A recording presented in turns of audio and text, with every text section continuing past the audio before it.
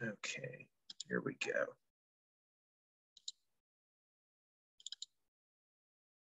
Okay, yep, so this is basically a practice test for the language arts segment. If you're taking on your own, it would give you 95 minutes to complete everything.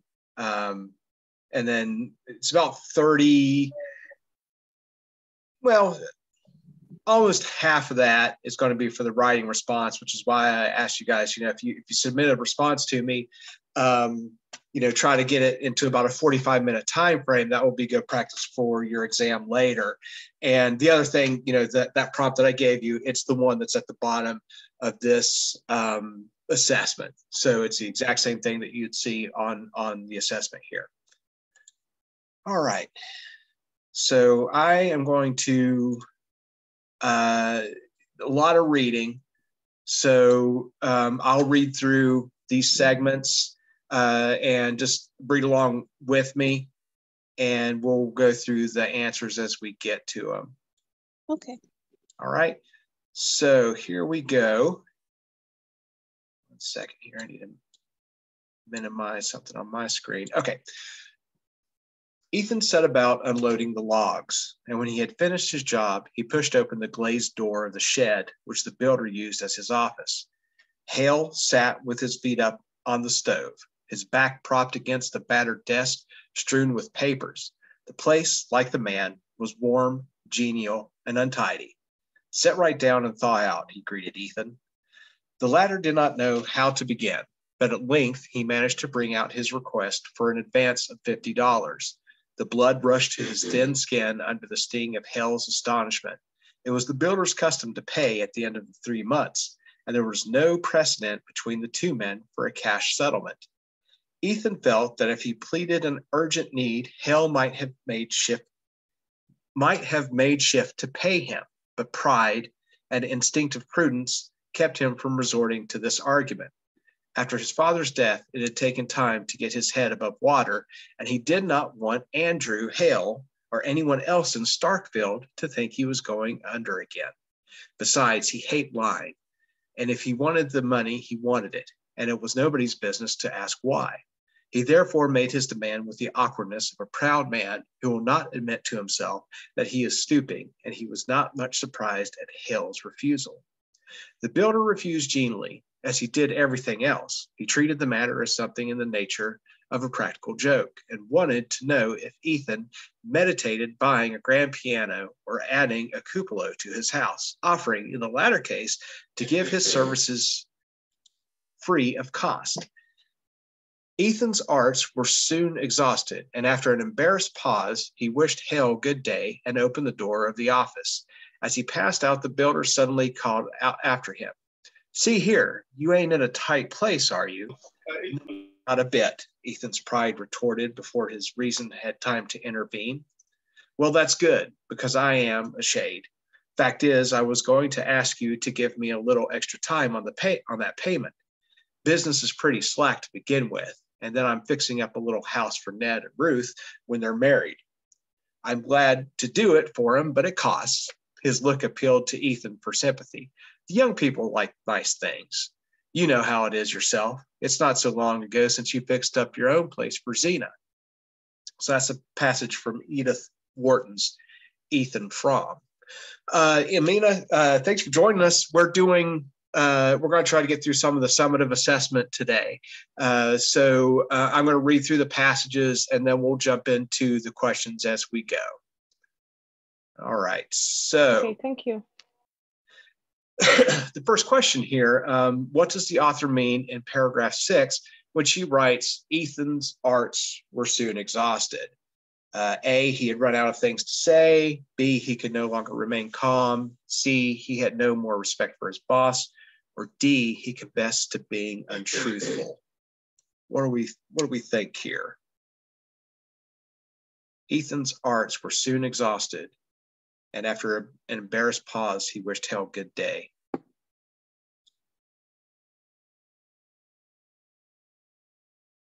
Capri, you put A. That is correct. He had run out of things to say. So, thinking of it's saying sort of art as as sort of a skill of communication. Ethan's arts were soon exhausted. He didn't know how else to approach that. So A. Now on to question 2. Same passage. So based on the passage, which of the following best describes the relationship between Ethan and Hale? They do not like each other very much. They are connected through business. They have been close friends for several years, or they are members of the same family. What works best? Capri, you got B, and that is correct, right? It's obvious that they are connected through business.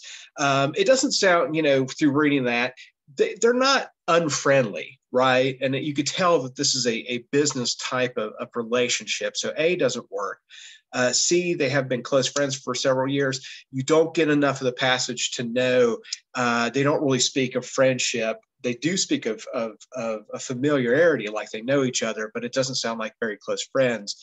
And obviously D, there is no mention in that passage that they are family members. So we definitely go with B there. Okay. And then, which of the following ideas are most clearly contrasted in the passage? So contrast being sort of the opposites, right? So generosity and rejection, B, friendship and deception, C, confidence and insecurity, D, pride and honesty. What are contrasted in that passage?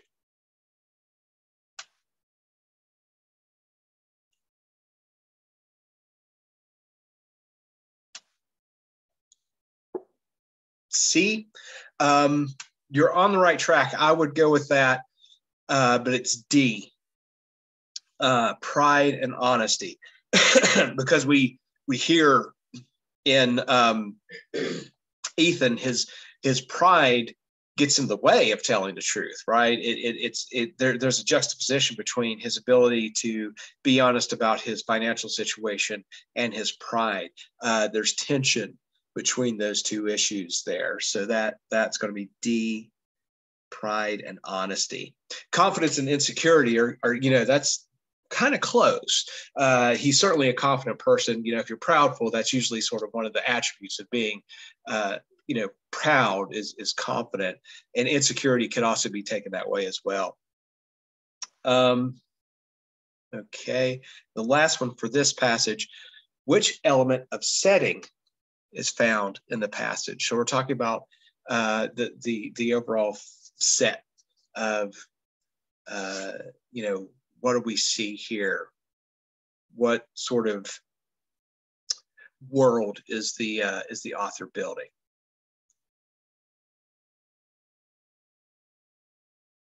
Is that D or B you're putting there, Capri? B would be correct.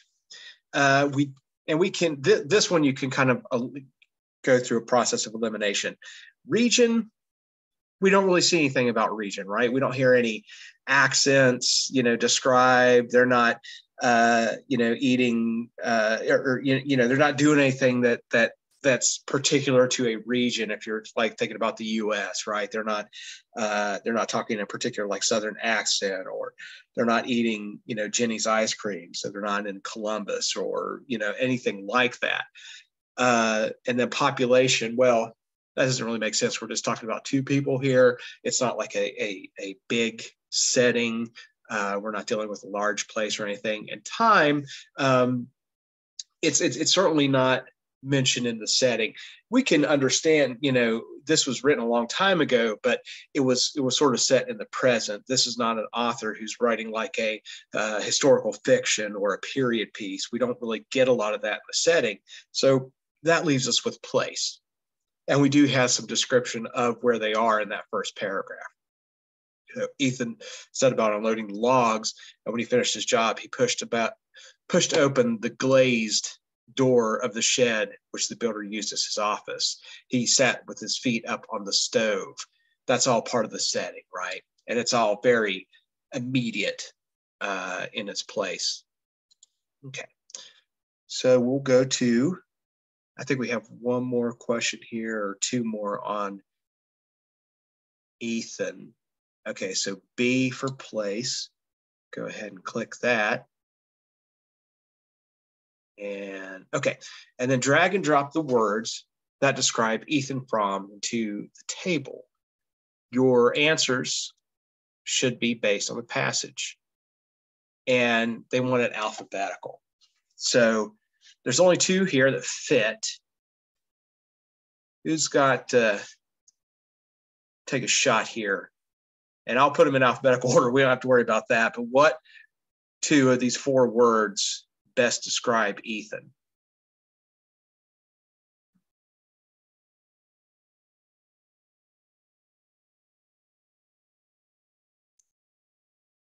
Independent and proud.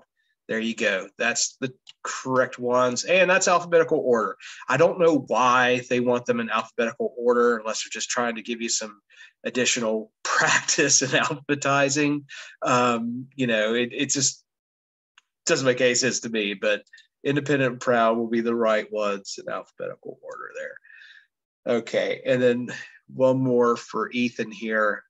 Based on the passage, what does Ethan request from his employer? What will Ethan's response to hell be? Drag and drop your answer choice in the blanks. So we're looking at,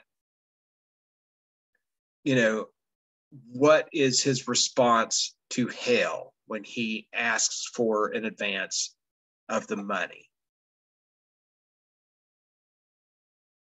And why, you know, sort of cause and effect. He's doing this because why?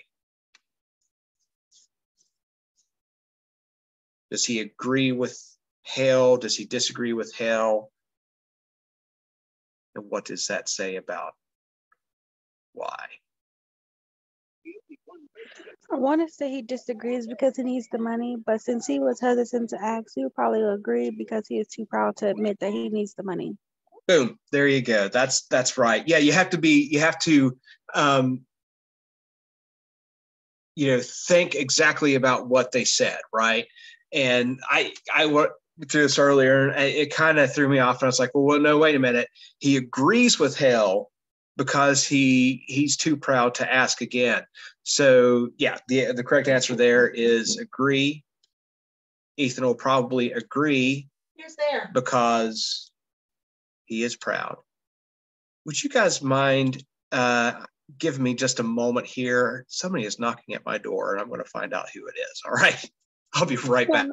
No problem.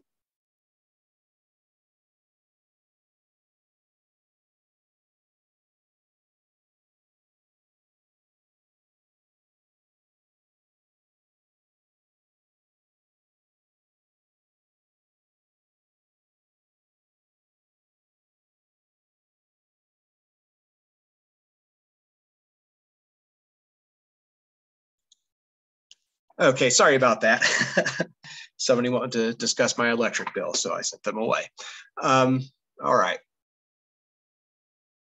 So right there, Ethan will probably agree because he is proud. Okay. So we have a new passage here. Follow along with me. And George is in town, Papa, and has gone to the has gone to the horse guards and will be back. Hold on a second, my screen was sort of flashing there. Okay, George is in town, Papa, and has gone to the horse guards and will be back to dinner. Oh, he is he? I won't have the dinner kept waiting for him, Jane. With which this worthy man lapsed into his particular chair. And then the utter silence in his genteel, well-furnished drawing room was only interrupted by the alarmed ticking of the great French clock. When it told 5 in a heavy cathedral tone, Mr. Osborne pulled the bell at his right hand violently, and the butler rushed up. Dinner, roared Mr. Osborne. Mr. George isn't coming in, sir, interposed the man. Damn Mr. George, sir. Am I master of the house? Dinner, Mr. Osborne scowled. Amelia trembled. A telegraphic communication of eyes passed between the other three ladies. The obedient bell in the lower regions began ringing the announcement of the meal. The tolling over, the head of the family thrust his hands into the great tail pockets of his great blue coat and brass buttons, and without waiting for a further announcement, strode downstairs alone, scowling over his shoulder at the four females. What's the matter now, my dear? Asked one of the others as they rose and tripped gingerly behind the sire. I suppose the funds are falling, whispered Miss Wirt, and so, trembling and in silence, this hushed female company followed their dark leader. They took their places in silence. He growled out a blessing, which sounded as gruffly as a curse. The great silver dish covers were removed. Amelia trembled in her place, for she was next to the awful Osborne, and alone on her side of the table, the gap being occasioned by the absence of George. Soup, said Mr. Osborne, clutching the ladle, fixing his eyes on her in a sepulchral tone, and having helped her and the rest did not speak for a while. Take Miss Sedley's plate away. At last, he said. She can't eat the soup, no more can I. It's beastly. Take away the soup, Hicks, and tomorrow turn the cook out of the house, Jane. Having concluded his observations upon the soup, Mr. Osborne made a few curt remarks respecting the fish. They have some sort of like little footnotes here to address the use of sepulchral. So they give you a definition, basically. If you look here, in a sepulchral tone, so in a deathly tone. Sepulchral means deathly. And that piece is from Vanity Fair by William Makepeace Thackeray. Okay, so which of the words best describes Mr. Osborne? Is he flexible, friendly, intolerant, or spiritual? What can we say about C, Capri? That is correct. We can go right to that one. There's a lot in here to show that he's intolerant, he's impatient, he's a huffy man. And we can see that very clearly in things like, his impatience here with George and wanting dinner. He's not going to wait for anybody. So there is an intolerance about him. Okay, and then based on this passage, how would Osborne react if George arrived in the middle of dinner? So would he refuse to let George be seated? Osborne would stop eating and wait for George to catch up. Osborne would make a cheerful comment about George's lateness or would forgive George without a second thought. And Capri has A, no doubt Osborne would refuse to let George be seated. And, those kind of test-taking skills, if this man is intolerant, right? If we see up here, it definitely complements the idea, right, that he would refuse to let George be seated unless there was some type of special relationship here. But we obviously see in that passage that he's impatient and he doesn't care about waiting for George. Next. Okay, and then in paragraph 7, what does the phrase gingerly tripped mean? Whispered softly, walked carefully, stood rigidly, or stomped noisily. Take just another look there. What's the matter now, my dear? Asked one of the others as they rose and tripped gingerly behind the sire. And Capri has B, right? And that is exactly what they're saying. Gingerly. Anything done gingerly is done carefully or timidly. So B, walk carefully, is the answer there. And question 10, which detail is most important to include in a summary of paragraphs 8 and 9? So looking at some of the details there and everything, the dish covers are made of silver. They eat in silence. Soup is served first. There's a seat for George. So looking at 8 and 9, I suppose the funds are falling, whispered Miss Wirt. And so, trembling and in silence, this hushed female company followed their dark leader. They took their places in silence. He growled out a blessing, which sounded as gruffly as curse. The great silver dish covers were removed. Amelia trembled in her place, for she was next to the awful Osborne, alone, on her side of the table, the gap being occasioned by the absence of George. Soup, says Mr. Osborne, clutching the ladle, fixing his eyes on her in a sepulchral tone, and having helped her and the rest, did not speak for a while. So it's B. They eat in silence. So that's, the other details come up. Is that important that the dish covers are made of silver? No. Is it relevant that the soup is served first? Not necessarily. If you're thinking about the tone and the relationship between Osborne and these women, the important detail there is that they ate in silence, right? Okay. And on to 11. Choose the best answer based on the passage. What is the most logical reason that Amelia did not eat her soup? She was too nervous. The soup was not tasty. She was waiting to eat with George. Or D, Mr. Osborne gave her too much. What makes sense there?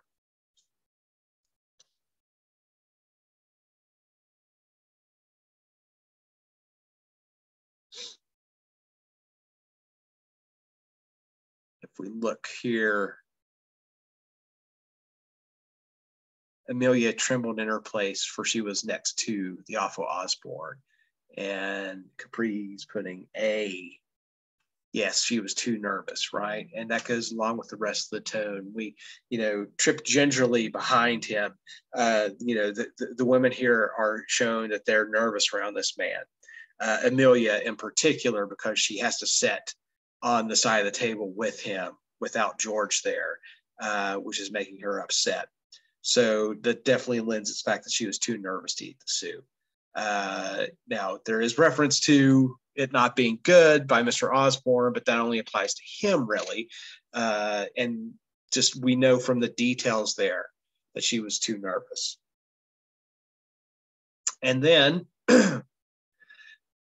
we have words here. Which words from the passage reveal Mr. Osborne's daughters feel about him? So which of these three? And they want them in order that they appear in the passage. But what we have here is whispered, gingerly, curt, gruffly, scowled, and trembled. So out of the bank of words, which do we feel best reveal Mr. Osborne's daughters and how they feel? Whispered, gingerly, trembled. There you go. I think they want them how they appear in the passage. So I think trembled was first, gingerly, and whispered. Yeah. So right. These are all describing people who are nervous around somebody, right? They trembled. You've heard that expression, walking on eggshells, or tiptoeing around somebody. So they trip gingerly. If you tiptoe around somebody, you're careful about, your actions and what you say, because you don't want to trigger them. You don't want to set them off or make them upset.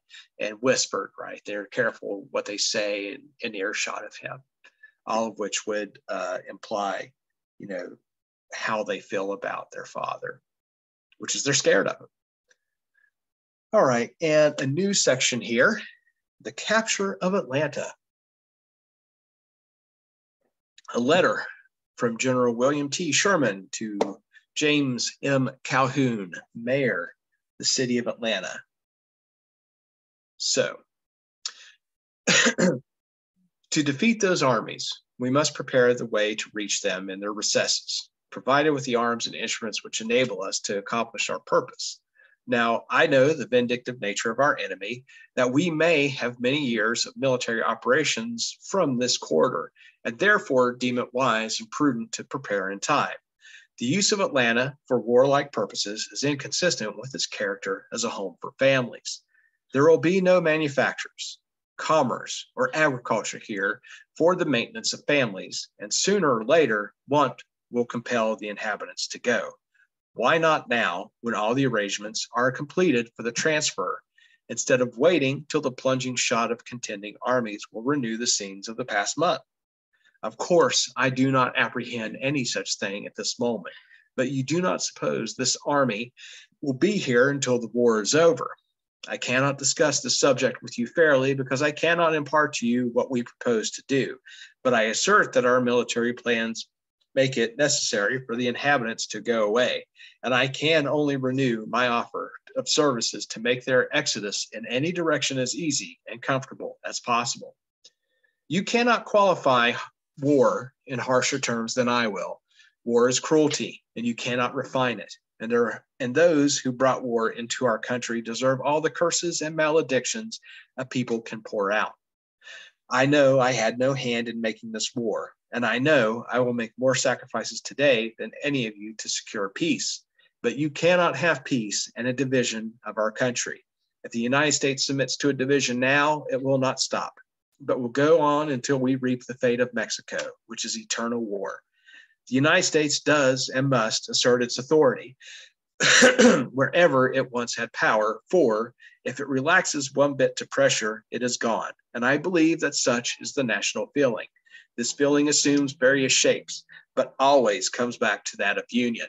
Once admit the union, once more acknowledge the authority of the national government. And instead of devoting your houses and streets and roads to the dread uses of war, I and this army become at once your protectors and supporters, shielding you from danger, let it come from what quarter it may. I know that a few individuals cannot resist a torrent of error and passion, such as swept the South into rebellion, but you can point out so that we may know those who desire a government and those who insist on war and its desolation. You might as well appeal against the thunderstorm as against these terrible hardships of war. They are inevitable, and the only way the people of Atlanta can hope once more to live in peace, and quiet at home is to stop the war, which can only be done by admitting that it began in error and is perpetuated in pride. We don't want your Negroes or your houses or your houses or your horses or your houses or your lands or anything you have. But we do not want and will have a just obedience to the laws of the United States that we will have. And if it involves the destruction of your improvements, we cannot help it. General William T. Sherman, from his memoirs. So, spoiler alert, I'll tell you what happened. He burned the city down, along with a lot of other cities in the South. But so what we're looking for here was what best describes the tone of the passage is Sherman uncertain, assertive, sarcastic, or gentle? B, says Capri. Absolutely. William T. Sherman was quite an assertive individual, and you can start right from the top that he is certainly asserting his point here. He's not mincing words. He's telling the mayor of Atlanta what's going to happen to them. He is not uncertain about it. He's not sarcastic about it, and he's certainly not gentle about it. He is direct and to the point. And then, according to the passage, why should the inhabitants of Atlanta leave soon? A, the armies have started fighting. B, there's no food left in the city. C, the weather is favorable. And or D, the arrangements for transfer are ready. Pre says A. Actually, it's going to be D. In this case, the armies haven't started fighting yet. So there's mention of war to come. But as far as in the city of Atlanta, we see that it's been basically safe. For the other ones, eventually there's not going to be food. There's some mention of that. Doesn't say anything about weather, but we do specifically hear him state, why not now when all the arrangements are completed for the transfer, instead of waiting till the plunging shot of contending armies will renew the scenes of the past month. So there it's saying, you know, war hasn't started yet, so the arrangements are transfer ready. D, let's do this before the armies start fighting. Okay, and then 15. What type of structure is used in paragraph 3? Is it compare and contrast, cause and effect, sequence, chronological, or D, description? So back up to paragraph 3, a short one. You might as well appeal against the thunderstorm as against these terrible hardships of war. They are inevitable, and the only way the people of Atlanta can hope once more to live in peace and quiet at home is to stop the war, which can only be done by admitting that it began in error and is perpetuated in pride. Are we comparing and contrasting there? Is that cause and effect, sequence, chronological, or description? Any guesses?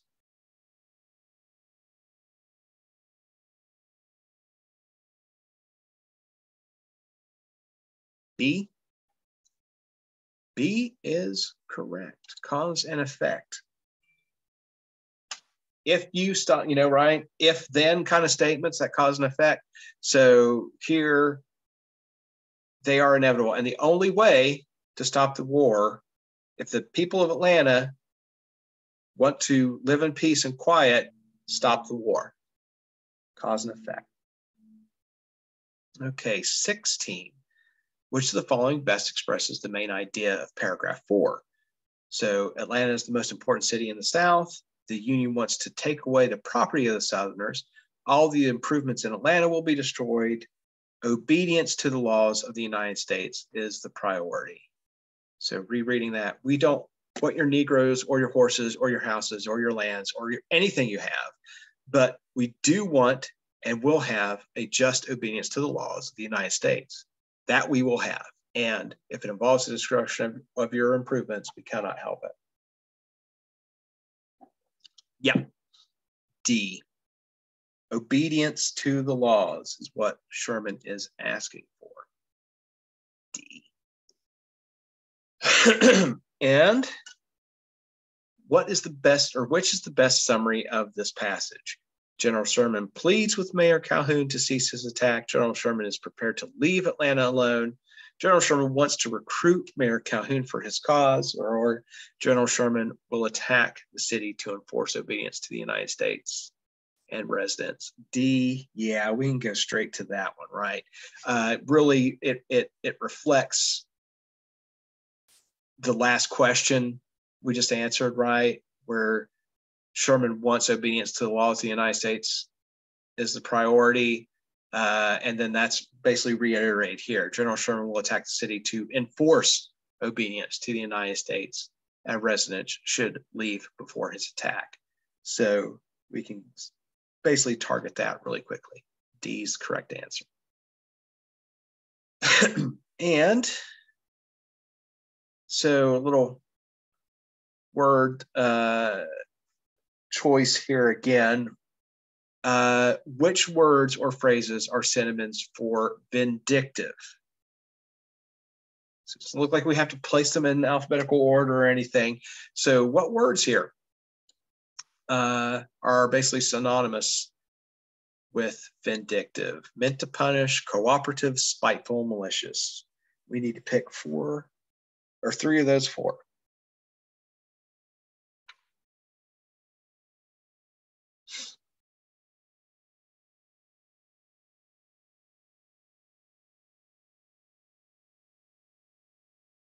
meant to punish, spiteful, and I think you meant malicious, right? Yeah, malicious. Sorry. That's fine. Right. Because basically cooperative, it stands out as different, doesn't it? That's the way, especially with these where you got to pick, 3 out of the 4, cooperative doesn't make sense here. Vindictive, meant to punish, right? Vindication is punishment. Malicious, people who are vindictive can also be very malicious and spiteful. Those are all good synonyms for vindictive. I don't know why it's. Oh no, I was supposed to put them in alphabetical order. Okay. So malicious, meant to punish, and then spiteful. I did not even catch that in the parentheses there. So yeah, it should be malicious, meant to punish, and spiteful. I always want to check my alphabetical order, I guess. Okay. Okay, yeah, new. Oh, we have JFK's inaugural speech here. So I'll read through this real quick. This is a good one. Probably have heard passages from this before, or parts of it. So, we observe today not a victory of party, but a celebration of freedom, symbolizing an end as well as beginning, signifying renewal as well as change. For I have sworn before you and Almighty God the same solemn oath our forebears prescribed nearly a century and 3/4 ago. The world is very different now, for man holds in his mortal hands the power to abolish all forms of human poverty and all forms of human life. And yet the same revolutionary beliefs for which our forebears fought are still at issue around the globe. The belief that the rights of man come not from the generosity of the state, but from the hand of God. We dare not forget today that we are the heirs of the first revolution.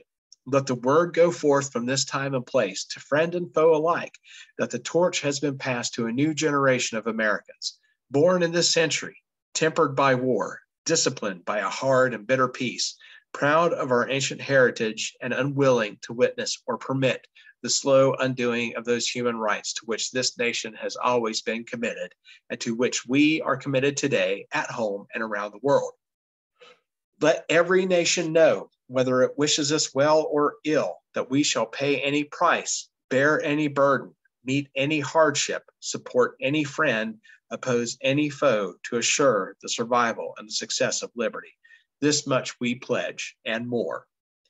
In your hands, my fellow citizens, more than mine, will rest the final success or failure of our course. Since this country was founded, each generation of Americans has been summoned to give testimony to its national loyalty. The graves of young Americans who answered the call to service around the globe. In the long history of the world, only a few nations have been granted the role of defending freedom in its hour of maximum danger. I do not shrink from this responsibility. I welcome it. I do not believe that any of us would exchange places with any other people or any other generation. The energy, the faith, the devotion which we bring to this endeavor will light our country and all who serve it, and the glow from that fire can truly light the world. And so, my fellow Americans, I ask not what your country can do for you, ask what you can do for your country. My fellow citizens of the world, ask not what America will do for you, but what together we can do for the freedom of man. Finally, whether you are citizens of America or citizens of the world, ask of us here the same high standards of strength and sacrifice which we ask of you. With the good conscience, our only sure reward, with history, the final judge of our deeds, let us go forth to lead the land we love, asking his blessing and his help, but knowing that here on earth God's work must truly be our own. So that is from JFK's inaugural address in 61. Okay, so what is the overall text structure of paragraphs 1 through 3 at the very top? Is it cause and effect? Is it a description? Is it chronological sequence? Or is it compare and contrast? Take another look there. we observe today not a victory of party, but a celebration of freedom, symbolizing an end as well as a beginning, signifying renewal as well as change. For I have sworn before you and Almighty God, the same solemn oath our forebears prescribed nearly a century and 3/4 ago. The world is very different now, for man holds in his mortal hands the power to abolish all forms of human poverty and all forms of human life. So it's going to be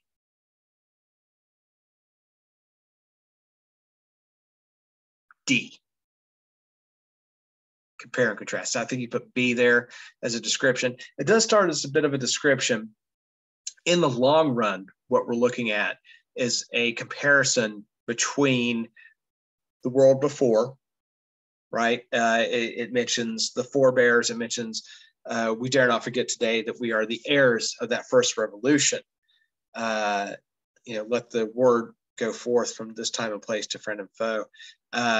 Pass the torch to a new generation of Americans born in this century, tempered by war, disciplined by a hard and bitter peace. And another tip off there, the start of the second paragraph, the world is very different now. And, you pick up on that sort of balance between comparing and contrasting with phrases like that. So D, compare and contrast. And 20. So when he says, what does the phrase, the torch has been passed mean? The word of the previous generation is passed to the next, or the work of. B, it is time to work toward human rights. C, it is the citizen's responsibility to follow the president. Or D, the work of the president has been passed on to the citizens. What does it mean here when we say pass the torch? A, yep, the work of the previous generation has been passed on to the next.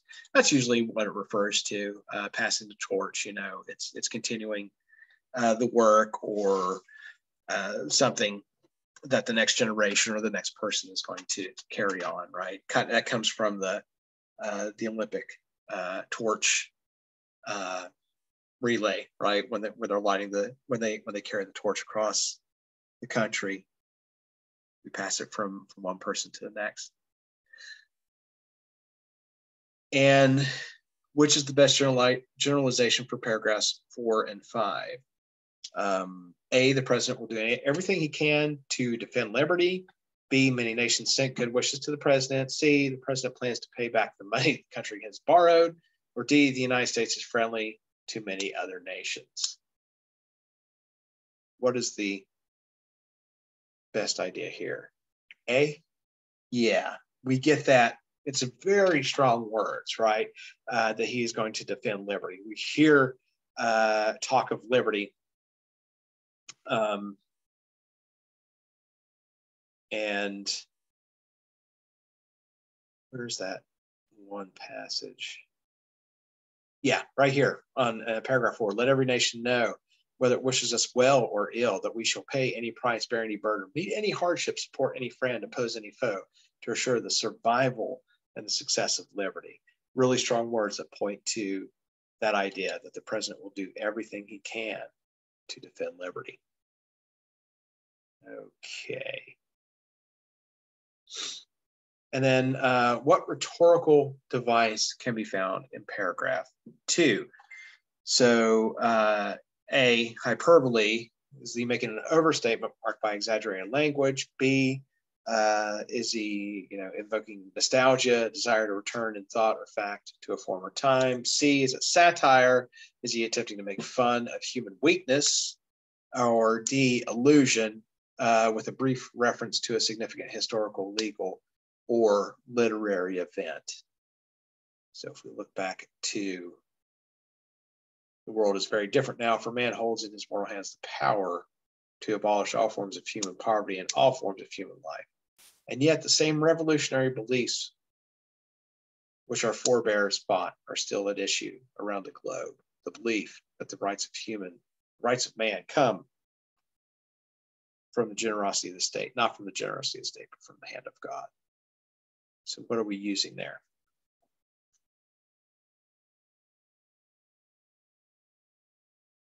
That is D. Alluding. It's a very brief reference, right? Because he mentions our revolutionary period.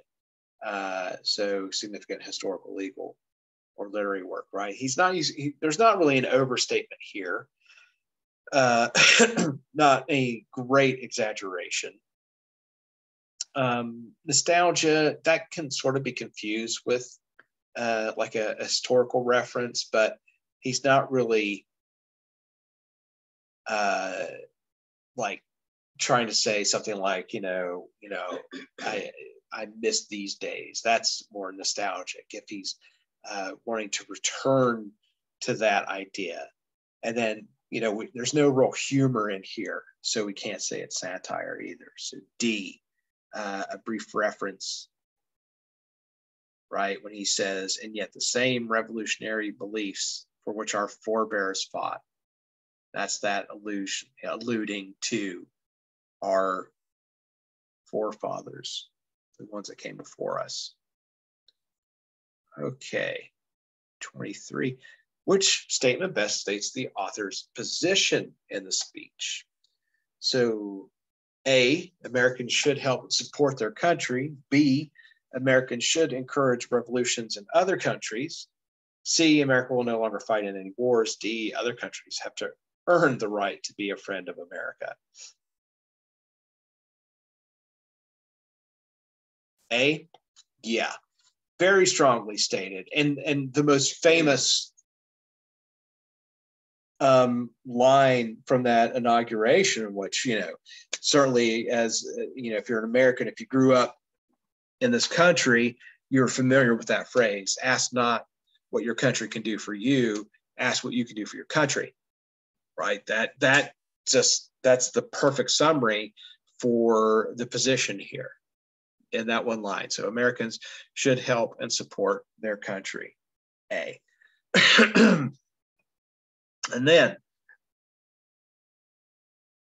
got some more words here, and they want them in order that they are found. Let's see if I can remember that. Do the right this time.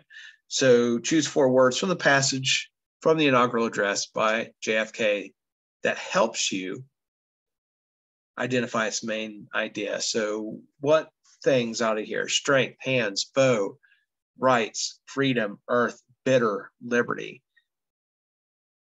What 4 out of these 8 words best describe or identify the main ideas here, if you're to pick 4 words out of that?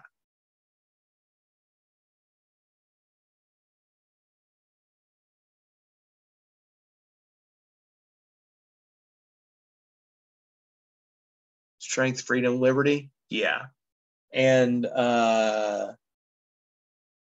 rights. Yep, there you go. Strength, freedom, liberty, rights. I think freedom came first. And then rights, I believe. I don't know why it's so necessary for them to have these things in order, but freedom, liberty, I think it's more important to get the main idea. But anyway, freedom, rights, liberty, strength. Let's see if I got it right. Yeah, there we go. Yeah, all of those very important. You get that notion from reading it, right? Those are the main ideas. Foe, yeah, I mean, we hear mention sort of that, but it's more that he's addressing them. It's not a main point of the address. Earth, not really. That's very vague and general. And of course, there's no mention of it really. Hands, not sure where that comes from. And bitter. It's certainly not bitter. That's not the tone here. It's really about, supporting liberty and freedom and fighting for liberty and freedom. That's the ideas here. Okay. And now a news article, I believe. Washington, Friday, March 29th, 2013. Migratory birds, waterfowl, and other wildlife now have a new place to call home. Thousands of acres of marginal farmland were converted back to native tall grass prairies and wetlands in the nation's largest restoration effort of its kind. Glacial Ridge National Wildlife Refuge spans about 30,000 acres over northwestern Minnesota and was once land used for crop production and cattle and sheep grazing, but is again thriving with wildlife. Greg Bingston, NRCS Glacial Ridge project manager, said, "You're looking at basically the size of a township," Bingston said. "That's a huge area." In the last 10 years, Bingston led the conservation effort with technical advice and funding while working with 30 other partners to put about 2,000 acres a year into a permanent easement in NRCS Wetland Reserve Program. Most of the area belonged to the Nature Conservancy, but 11 other landowners also participated in the Polk County project. With these combined efforts, the Glacial Ridge is the largest contiguous tract of WRP in Minnesota and is the largest tallgrass prairie and wetland restoration project in U.S. history. Wetlands provide habitat for waterfowl and other wildlife. Portions of the area are open to the public for hunting, and the U.S. Fish and Wildlife Service puts out blinds where folks can go, sit, and view the courtship of the greater prairie chickens in the spring, which is an interesting sight, Bingston says. The males all gather and dance and try to attract a female. They puff and have an orange air sac. It's a neat thing to watch, he said. In Minnesota, the bird is on special concerns list, meaning they have low numbers and are in need of more habitat. Greater prairie chickens need large expanses of grass like those found on Glacial Ridge. Along with the improved habitat for the chicken and other plants and animals, the Glacial Ridge restoration provides other benefits for the local community. Wetlands improve the quality of the water running off the site and into the township, said Bingston. The new public drinking water wells for the city of Crookston are located on Glacial Ridge. In addition to supplying clean water, the restoration is also giving flood prevention. Flooding here is a huge issue. Restoring wetlands on Glacial Ridge will hold a lot of that water back and slow down water flowing north, said Bingston. Several different agencies and universities now do research studies on the grounds, and the information can be used in the future to develop models that will help predict drought, flooding, and wetland shifts to protect people and wildlife. And this appeared on, it's from Michelle Banks, Wildlife Finds New Home in Nation's Largest Wetland Prairie Restoration Refuge on the USDA.gov website.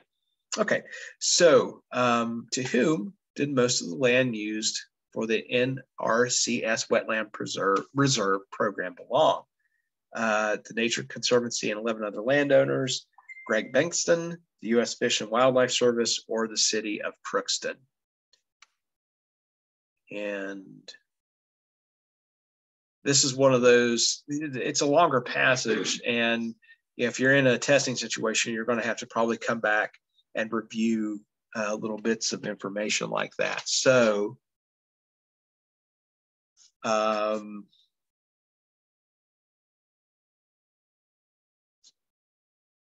we have that.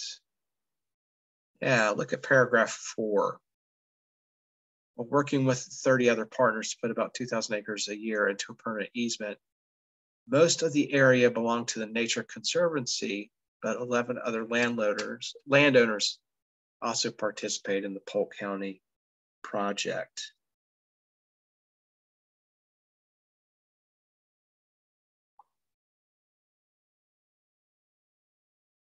So A.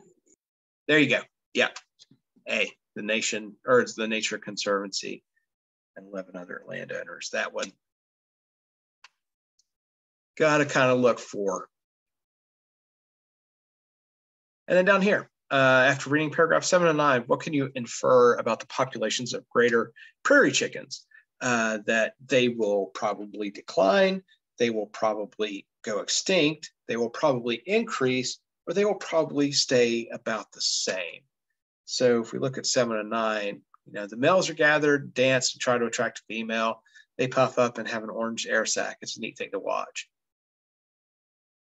All right, that was 7 and 8, right? Yeah, 7 through 9. So in Minnesota, the bird is on a special concerns list, meaning they have low numbers and are in need of more habitat. Greater prairie chickens need large expanses of grass like those found on Glacial Ridge. Along with the improved habitat for the chicken and other plants and animals, the glacial restoration provides other benefits for the local community.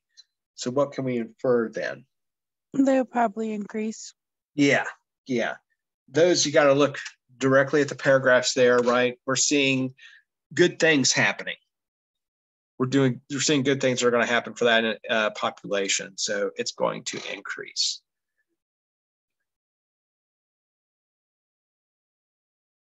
Which of the following is an antonym for contiguous? What does antonym mean?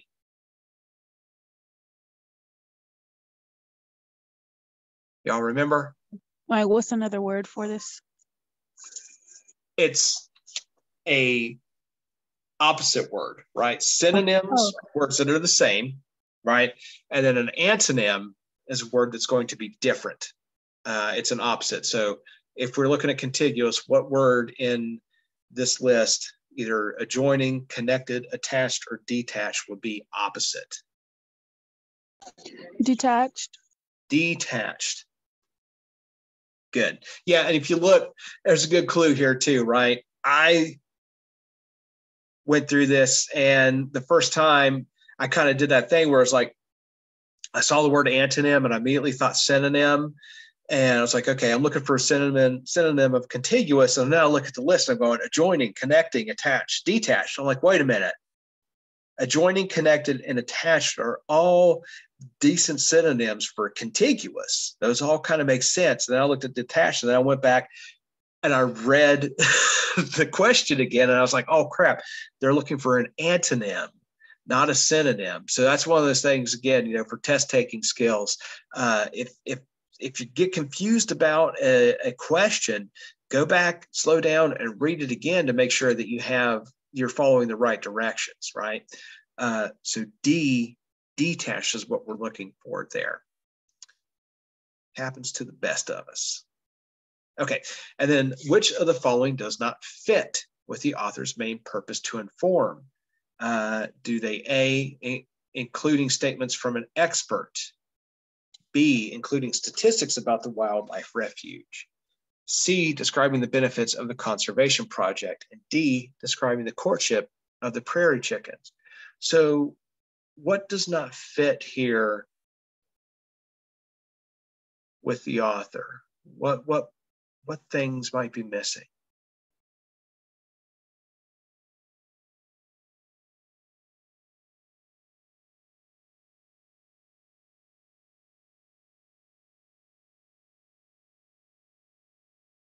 This one you might have to slow down and think about.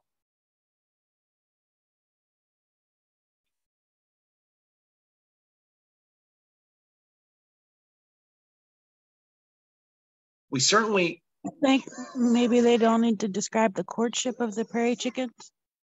Okay, so it's actually what it's asking you for. And this is kind of weird because I'm not sure the question is worded correctly. But this is which one does not fit. Right. But it's looking for what's missing. So, it should say, I think what it probably should say is which of these things is not included in the author's main purpose to inform. Is that, yeah, you're kind of, I would kind of agree with that. Does it make sense to describe that? Probably not. But I think what they're actually looking for here is what is actually not included. So like you said, we see the courtship of the prairie chickens. We see a description of the benefits of the conservation project, right? That last several paragraphs here explains the benefits of what happens with the conservation project.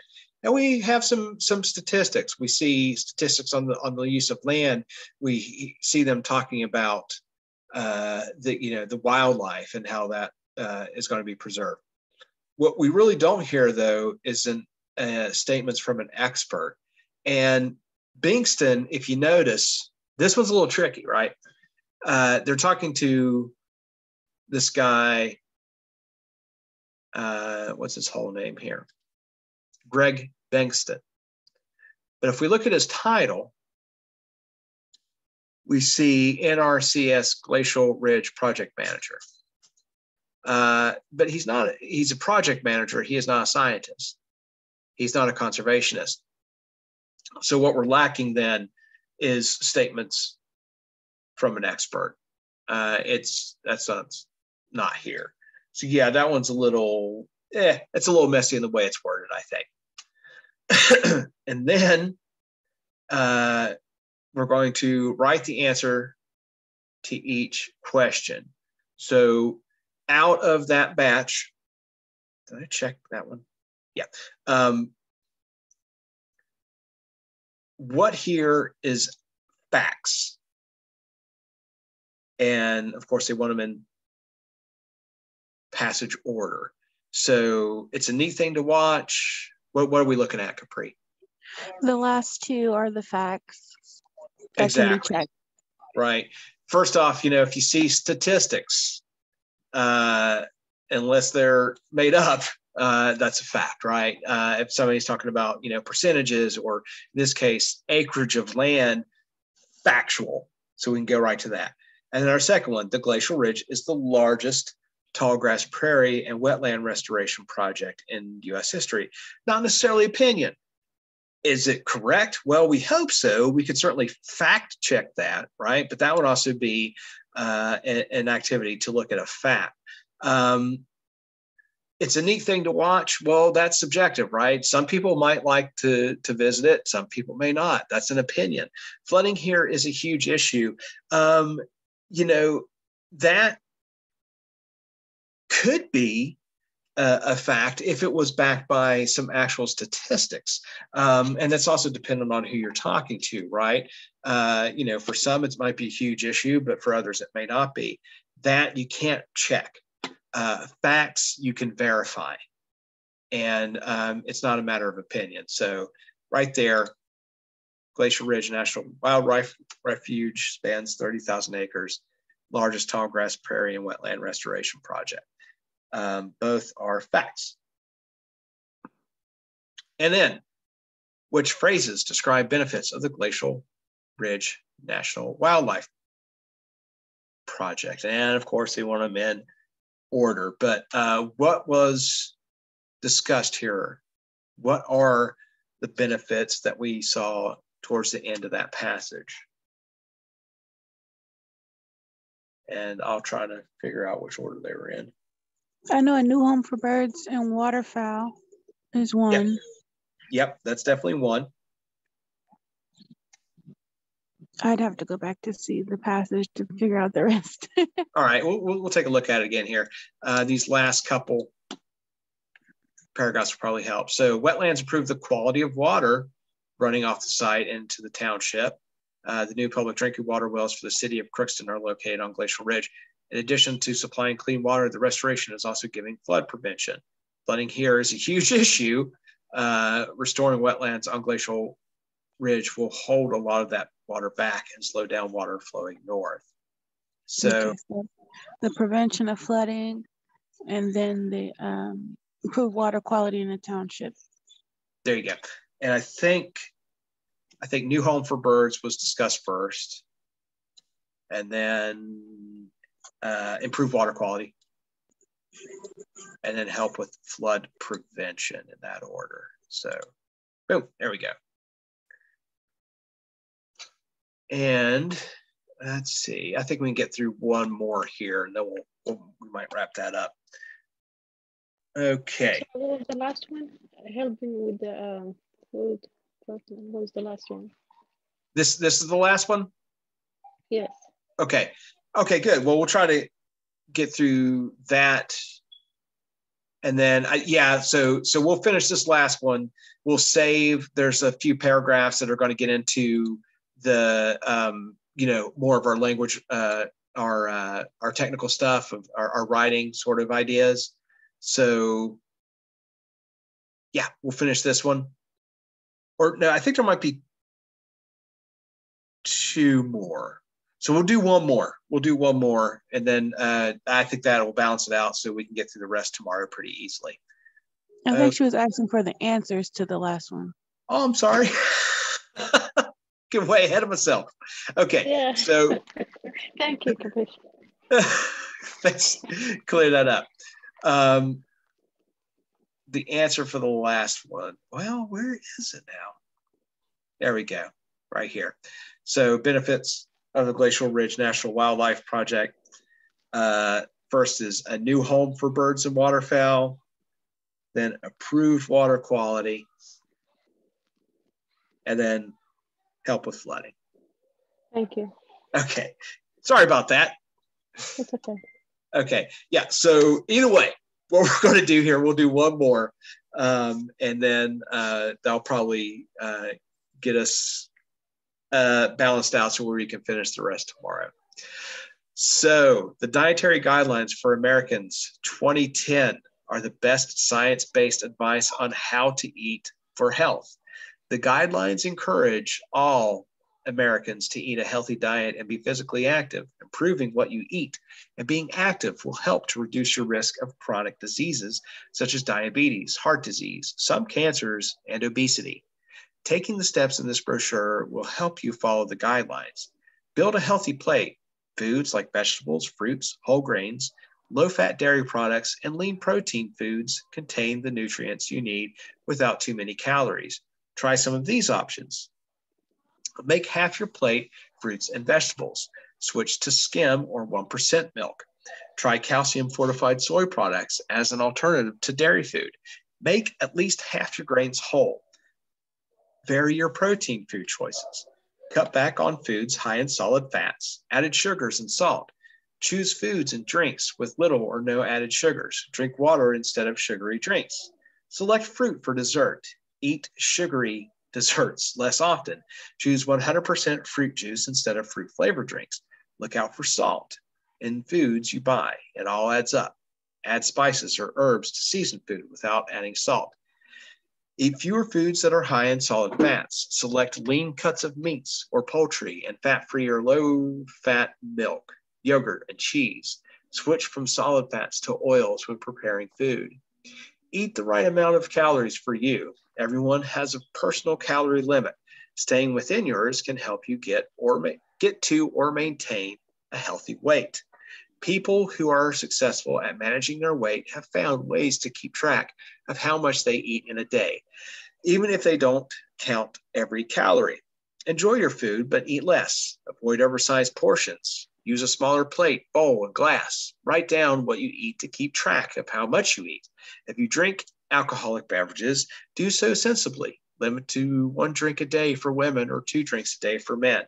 Be physically active your way. Pick activities that you like and start by doing what you can, at least 10 minutes at a time. Every bit adds up, and the health benefits increase as you spend more time being active. Use food labels to help you make better choices. Most packaged foods have a nutrition facts label and an ingredients list for a healthier you. Use this tool to make smart food choices quickly and easily. Check for calories. Be sure to look at the serving size and how many servings you are actually consuming. Check for added sugars using the ingredients list. From Let's Eat for the Health of It on choosemyplate.gov. Okay, so what is one generalization you can make based on paragraph 6 and 7? Thin people write down what they eat. Eating over your calorie limit will probably cause a weight gain. Counting calories is the best way to maintain a healthy weight. Or D, drinking alcoholic beverages every day is fine. What can we make out of 6 and 7? Eat the right amount of calories for you. Everyone has a personal calorie limit. Staying within yours can help you get to or maintain a healthy weight. People who are successful at managing their weight have found ways to keep track of how much they eat in a day, even if they don't count every calorie. Enjoy your food, but eat less. Avoid oversized portions. So What are these? What kind of generalization can we make? Paragraph 6 and 7. Then Counting your calories is the best way to maintain a healthy weight. Or it could be B. B, actually. Yeah. And that's pretty close. So eating over your calorie limit will probably cause a weight gain. It does mention counting calories, but largely it's basically talking about paring down what you eat, right? So B, eating over your calorie limit will probably cause a weight gain. Next, according to paragraph 9, why is it important to look at the nutrition facts label? Knowing the number of servings helps you figure out how many calories you eat. Knowing the ingredients list helps you figure out how many calories you are consuming. The nutrition facts label lets you know how much you should exercise, or the nutrition facts label helps you figure out your personal calorie limit. Paragraph 9 right here, use food labels to help you make better choices. Most packaged foods have a nutrition facts label and an ingredient list. For healthier use this tool to make smart food choices quick and easy. Check per calories. Be sure to look at the serving size and how many servings you are actually consuming. Check for added sugars using the ingredients list. A. A, yes. Knowing the number of servings helps you figure out how many calories you eat. You can eliminate some of these, right? Because it doesn't really say anything about personal calorie limit. Nutritional fact labels don't say anything about how much you should exercise. Knowing the ingredients list helps you figure out how many calories you are consuming. No, but knowing the number of servings helps you figure out how many calories you can eat. So A. And then what is the overall text structure of the passage? Is it cause and effect? Is it chronological? Is it a compare and contrast? Or is it directions? I think it's chronological sequence. It's directions. Yeah, right. I was kind of leaning toward that, but then usually when step-by-step directions usually are numbered or whatever. So yeah. So if it's yeah, right. If it was sequenced or chronological, it would be a little more structured, right? It might be numbered. It might be bullet points. You'd have more like then kind of statements or something like that. And this is informational largely, but we can also kind of say it's directions. How to eat healthier. Let's eat for health of it. Trying to see if there's any other clues here. Taking the steps in this brochure will help you follow the guidelines. So that kind of points you towards directions. Okay, and then 34. Which two ideas about food are developed in this passage? Healthy eating and responsibility, quantity and quality, expense and availability, or natural versus processed? I think it's healthy eating and responsibility. Yeah, that's pretty easy to find there, right? Certainly healthy eating. That's the whole idea here. So we know that needs to be in there. Let's eat for health. And the rest of these doesn't really get into that much. Expense and availability, we don't really talk about that. There's not really talk about like organic or processed food. Quantity and quality doesn't really make sense. So healthy eating and responsibility is what we're going for there. A. 35. If you follow recommendations in paragraphs 4 and 5, which of the following plates would be the most healthful? Strawberries, pizza, fruit-flavored drinks, yogurt, almonds, whole grain granola, hot dog, tossed salad, soda, roast beef, mashed potatoes, broccoli with cheese sauce. So what's going to be the most healthy? I think B. B. Yeah, I mean, you don't have to read the passage.